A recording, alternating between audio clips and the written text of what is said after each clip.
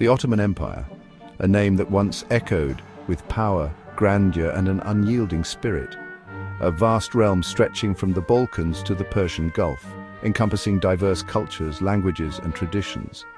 For centuries, it stood as a beacon of Islamic civilization, a center of learning, art, and architectural marvels. But by the early 18th century, the empire was in decline. Its armies were weak, its treasury was empty. The once mighty fortresses now lay in ruins, a shadow of their former glory. Its enemies sensed an opportunity, circling like vultures, ready to carve up the empire's remains. It was into this world that Mahmud I was born, a sultan destined to revive the empire and leave his mark on history. Born into a time of great uncertainty, he faced immense challenges from the very beginning. Mahmud I ascended the throne in 1730, inheriting an empire in turmoil. The weight of the empire's future rested on his shoulders. He was a man of great ambition and even greater challenges. His coronation marked the beginning of a new era, one filled with hope and determination, but he was determined to restore the Ottomans to their former glory. With a keen mind and a strategic vision, he began to lay the groundwork for a series of reforms. His reign would be marked by a series of sweeping reforms, touching every aspect of the empire, from the military to the administration, and even the cultural fabric of society. This period of renewal would earn him the title, the Reformer, a testament to his enduring legacy and the rebirth of the Ottoman Empire under his rule. To understand Mahmud's achievements, we must first understand the depths to which the empire had fallen. The once vaunted Ottoman army, the terror of Europe, had suffered a series of humiliating defeats. The Janissaries, the elite corps of the Ottoman army, had grown corrupt and undisciplined. Once renowned for their martial prowess, they had become more interested in palace intrigue and enriching themselves than in defending the empire. The empire's finances were in a similar state of disarray. Corruption was rampant, tax revenues dwindled. The once overflowing coffers of the empire were running dry. The empire's enemies, sensing weakness, grew bolder. The Habsburgs in the west and the Russians in the north nibbled away at Ottoman territory. The Ottoman Empire, once a superpower, was in danger of becoming the sick man of Europe. The decline of the Ottoman Empire was not simply a matter of military defeats and economic woes. It was also a cultural decline. The once vibrant intellectual and artistic life of the empire was stagnating. The Ottomans had always been at the forefront of scientific and technological advancement in the Islamic world, but now they were falling behind. The spirit of innovation that had once characterized the empire was replaced by a sense of complacency and conservatism. The Ottomans seemed content to rest on their laurels, clinging to the glories of the past while the world passed them by. Mahmud I recognized that this cultural decline was as dangerous as any military threat. He knew that to revive the empire, he needed to revitalize its spirit. Mahmud I's rise to power was not a straightforward affair. He was not the eldest son, not the heir apparent. His path to the throne was paved with courtly intrigue and the shadows of rebellion. When his father, Sultan Ahmed III, was deposed in a coup in 1730, Mahmud was thrust into the center of the storm. The young sultan, barely in his 20s, inherited a throne beset by problems. Yet he faced these challenges with remarkable resolve.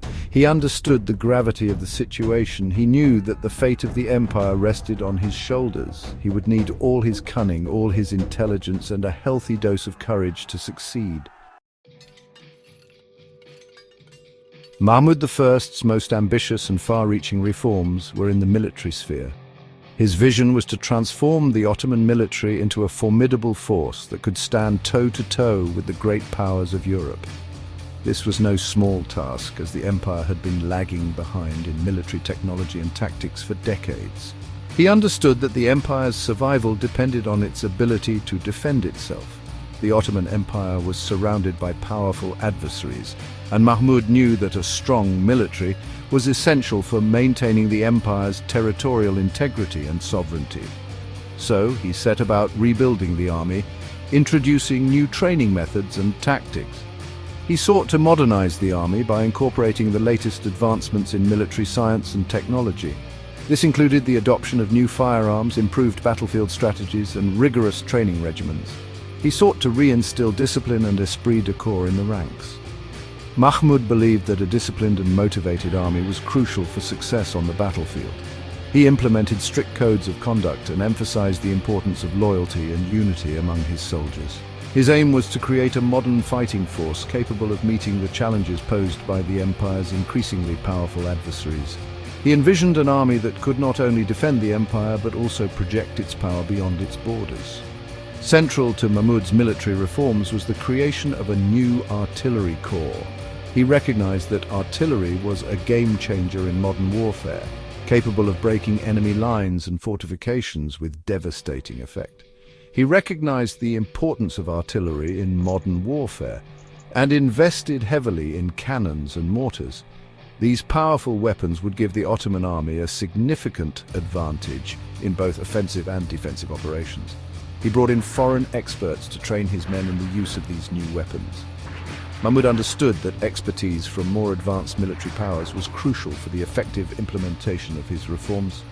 The sound of Ottoman cannons would soon be heard once more on the battlefields of Europe and the Middle East. These reforms marked a new era for the Ottoman military, one that would see it regain its former glory and strength. Mahmud I's reforms extended far beyond the battlefield. He was a firm believer in the power of education and culture. He understood that a strong empire needed more than just a powerful army. It needed a vibrant intellectual and artistic life. He commissioned the construction of schools and libraries, seeking to make education more accessible to his people.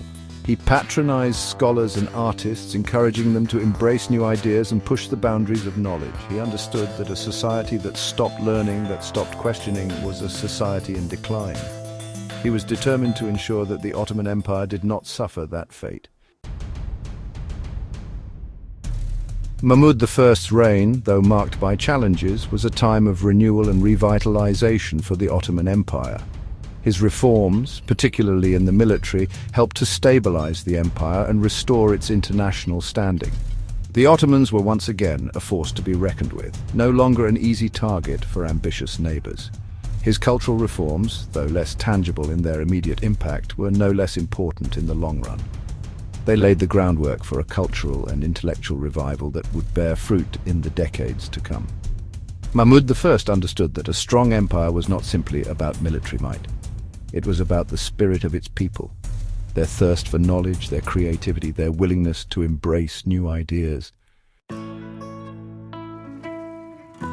Mahmud I's reign serves as a powerful reminder that even in the face of seemingly insurmountable challenges, reform and renewal are possible.